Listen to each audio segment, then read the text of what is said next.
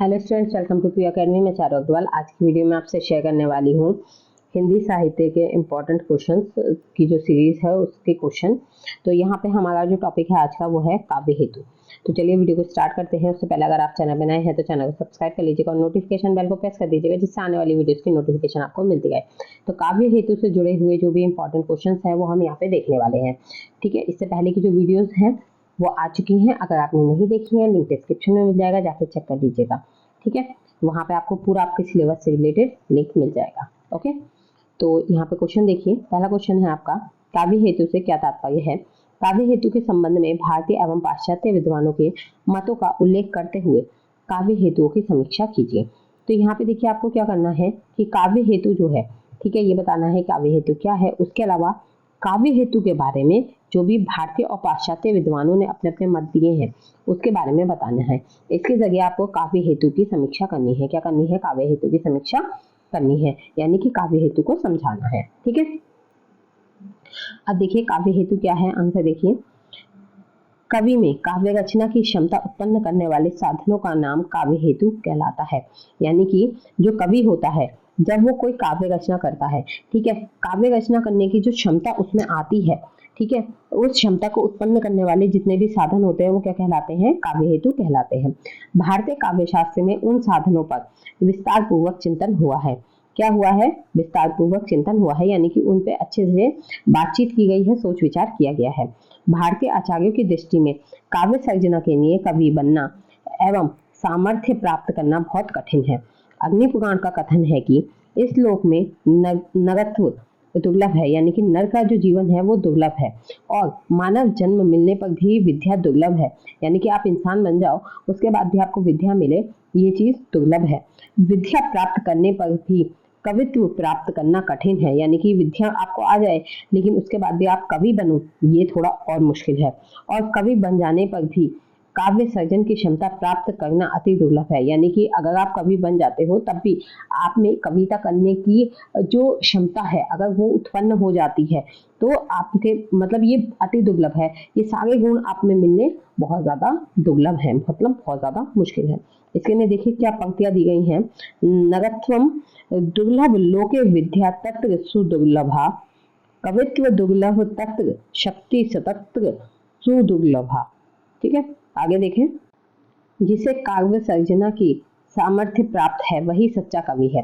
वस्तुतः इस अपार काव्य संसार में कवि ही प्रजापति यानी ब्रह्मा है। इसे जैसा रुचिकर लगता है वैसा ही इस विश्व को परिवर्तित कर लेता है। इसके लिए देखिए क्या कहा गया है। अपारे काव्य संसारे कवियेव प्रजापति ही, यथास्मे रोचते विश्वम तथेदम परिवर्तते।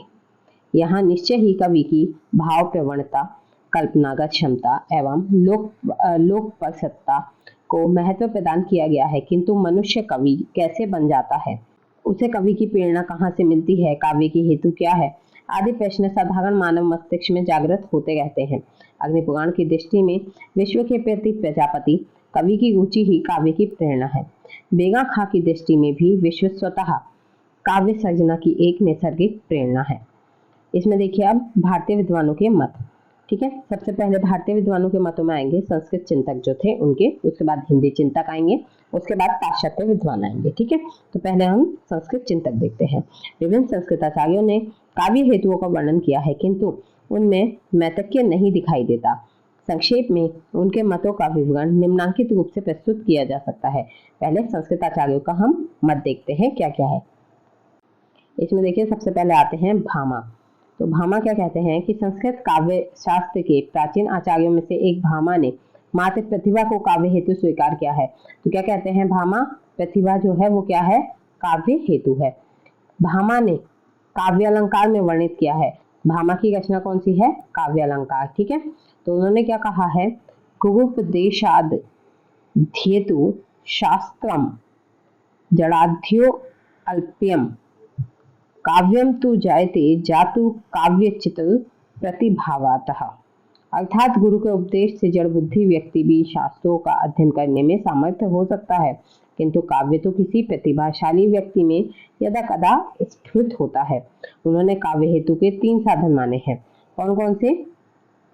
प्रतिभा, व्युत्पत्ति और अभ्यास, लेकिन वे प्रतिभा को महत्वपूर्ण और अनिवार्य तत्व स्वीकार करते हैं। इसके बाद देखिए फिर आते हैं दंडी।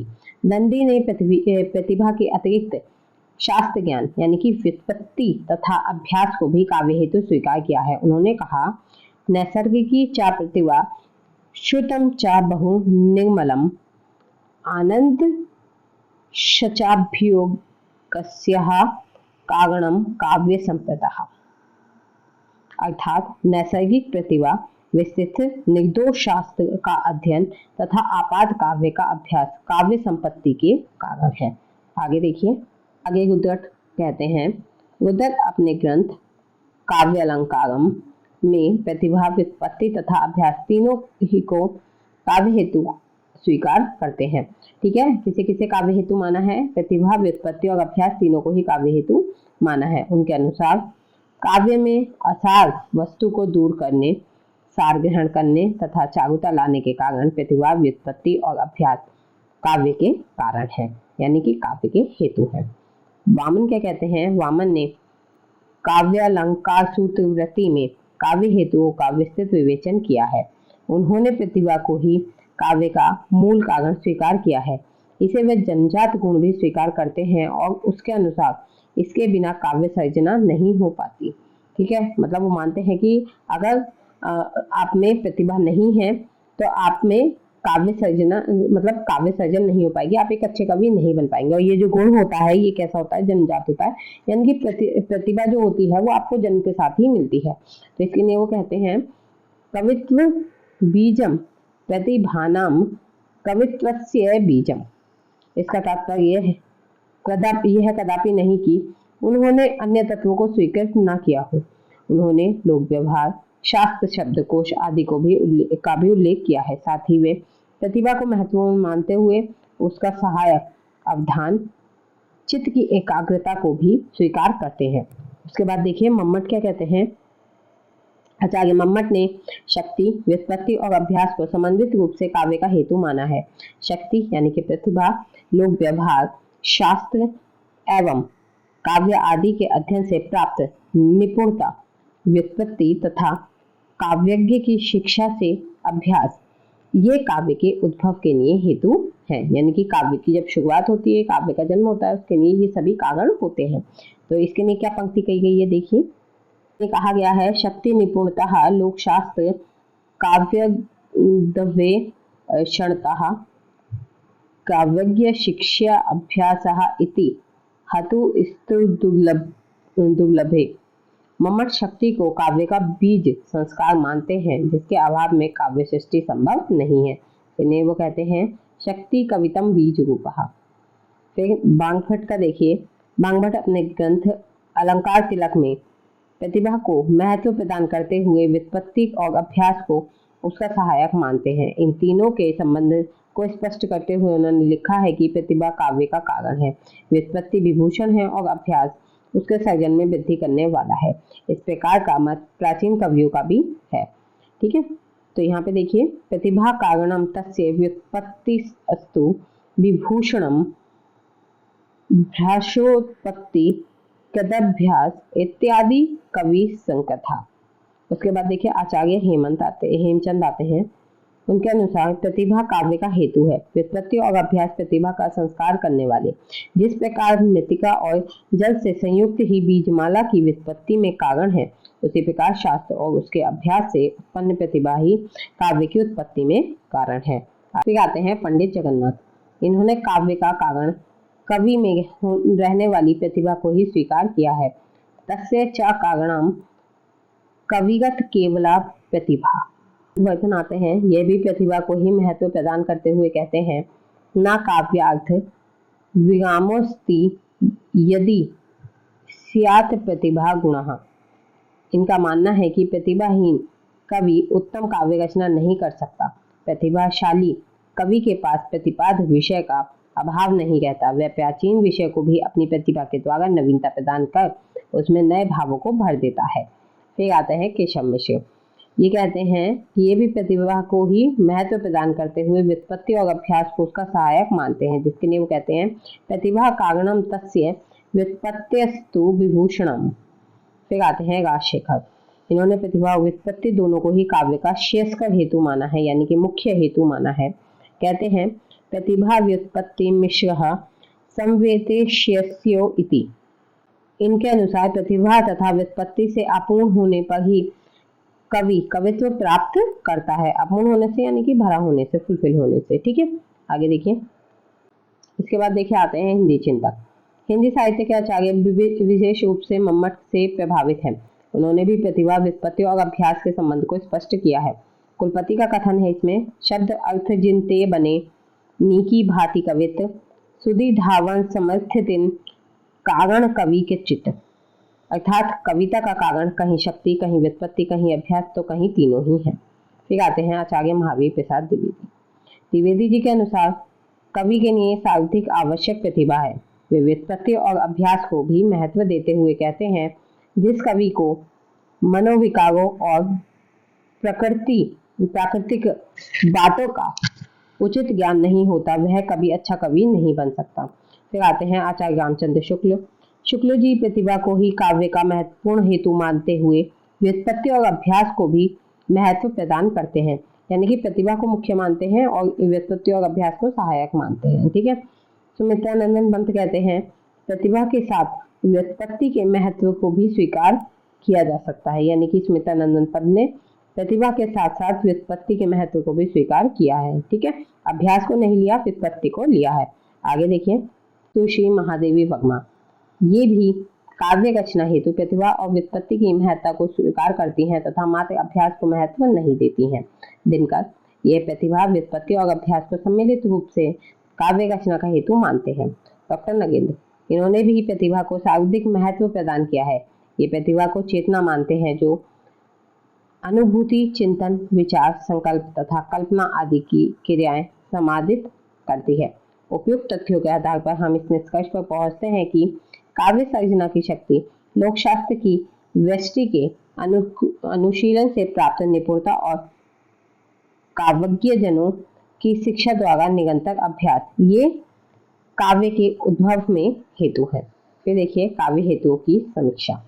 काव्य की प्रेरणा शक्ति या काव्य हेतु में प्रमुख रूप से 3 केंद्र बिंदु स्वीकार किए जाते हैं, लेकिन कुछ आचार्यों द्वारा अवधान को भी काव्य हेतु माना गया है। इस प्रकार प्रमुख रूप से काव्य के निम्नांकित 4 हेतु स्वीकार किए जाते हैं। पहला है प्रतिभा या शक्ति, दूसरा है व्युत्पत्ति या निपुणता,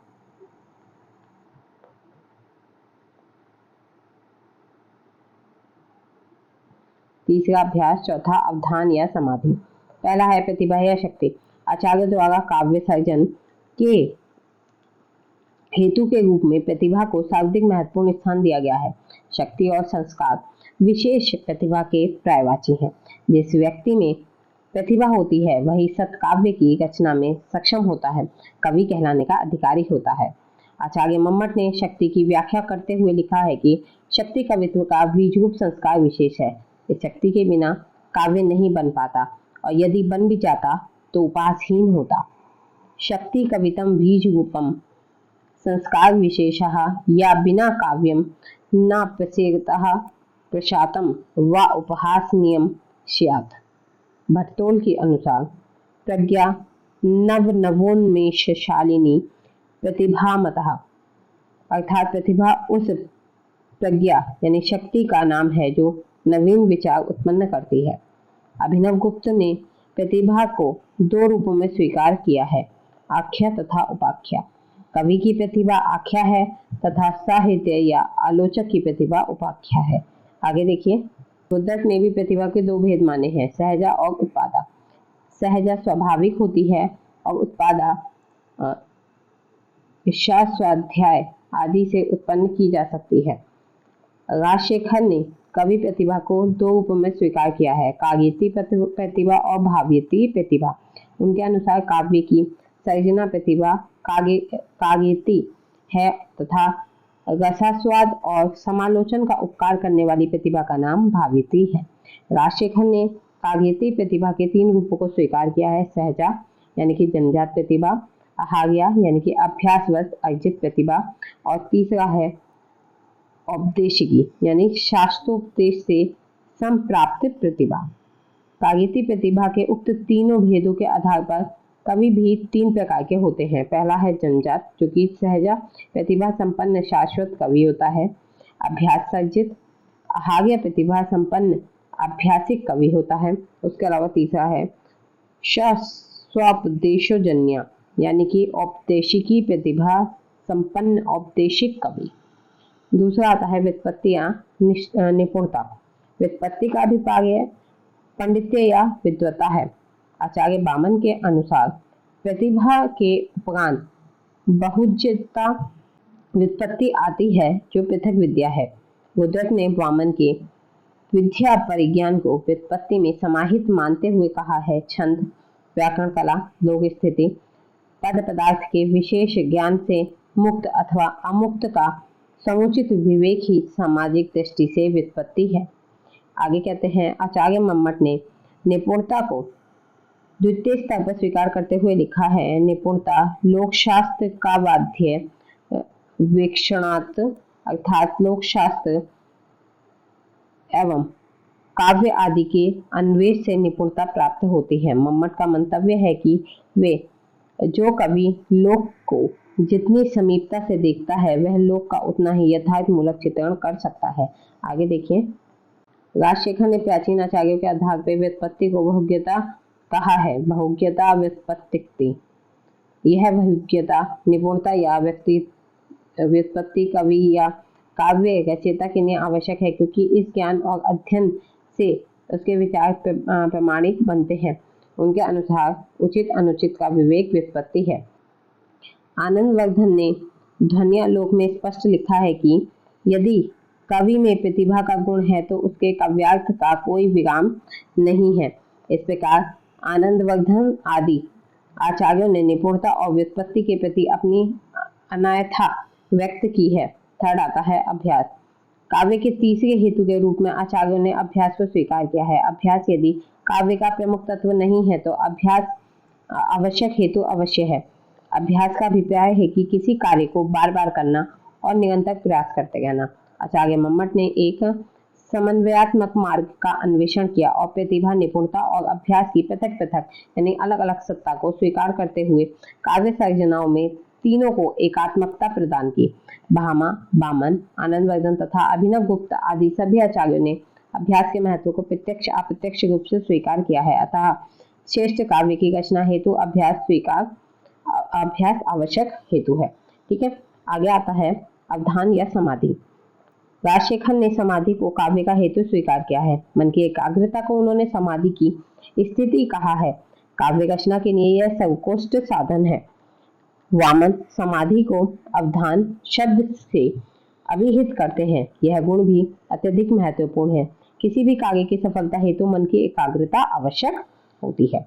ठीक है, उसके बाद देखिए आगे आता है पाश्चात्य विद्वानों के मत। ठीक है, पाश्चात्य विद्वानों के मत देखिए। पाश्चात्य विद्वान मानसिक अंतःस्फुरण को काव्य का प्रेरक तत्व मानते हैं। इस प्रकार वे काव्य को ईश्वरीय प्रेरणा मानते हैं। पहला है प्लेटो। प्लेटो प्रेरणा को महत्व प्रदान करते हुए कहते हैं कि प्रेरणा के अभाव में कोई स्फुरण संभव नहीं है। दूसरा है ये प्रतिभा के साथ विवेक को भी महत्व देते हैं। के अनुसार कवि की प्रतिभा जन्मजात होती है। हॉरेस प्रतिभा के साथ अभ्यास को महत्व देते हैं। वेन जॉनसन प्रतिभा, व्युत्पत्ति और अभ्यास तीनों को स्वीकार करते हैं। ठीक है, तो यहाँ पे एक निष्कर्ष निकलता है। निष्कर्ष जरूर लिख के आइएगा एग्जाम में। निष्कर्ष क्या निकलता है कि उपयुक्त विवेचन के आधार पर हम निष्कर्ष पर पहुंचते हैं कि भारतीय काव्य शास्त्र के क्षेत्र में काव्य हेतुओं पर गहन चिंतन हुआ है। संस्कृत, हिंदी और पाश्चात्य तीनों ही विचारकों ने काव्य के 3 हेतुओं प्रतिभा, व्युत्पत्ति और अभ्यास को प्रमुखता स्वीकार किया है। यह भी सभी ने स्वीकार किया है कि प्रतिभा इनमें सर्वोपरि है, लेकिन अभ्यास और व्युत्पत्ति के सहयोग से प्रतिभा में भी निखार आ सकता है। ठीक है, प्रतिभाशाली व्यक्ति को भी व्युत्पत्ति और अभ्यास का आश्रय लेना पड़ता है।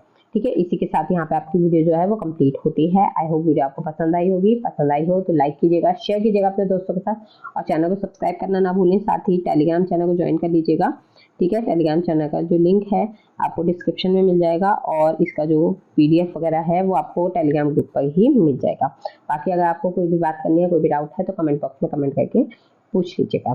तो मिलते हैं नेक्स्ट वीडियो में नेक्स्ट टॉपिक के संग। तब तक के लिए बाय, थैंक्स फॉर वॉचिंग।